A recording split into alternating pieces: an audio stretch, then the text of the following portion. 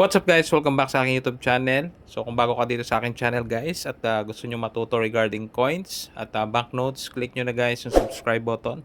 At click na rin guys yung notification bell para updated kayo sa bagong videos na i-upload ko. So maikling video lang ito guys. So pag-usapan lang natin itong 25 centavos na 1 luna. So kung may mga nakikita kayong ganito guys, ay part po ito ng ABL series. Itong mga ganitong barya.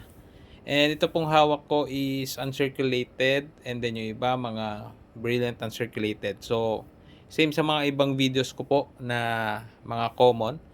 Tanging mga uncirculated po or brilliant uncirculated mostly yung mga binibenta or binibili po. Pero ang kailangan po kasi is maramihan. Unlike po sa mga circulated na mga ganito, mostly naman po yun ay sinasama na lang sa mga per kilo. Bibihira pong bilhin yon at the same time bibihira lamang kumbaga bihira lang din yung nagbebenta.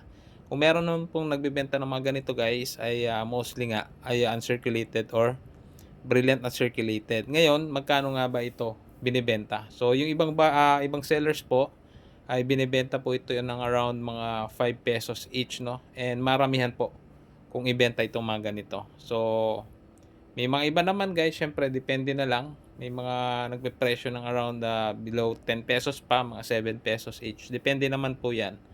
Pero mostly na nakikita ko kasi ng mga ganito guys is around 5 pesos lang binibenta. And hindi rin naman ganun kalaki yung demand nito guys. So mostly na mga bumibili nito. Minsan may mga sila guys, no? Ginagawang mga frame para ibenta po. Gaya po nung mga iba't ibang series sa isang frame. So yun po yung value talaga nitong barya na to.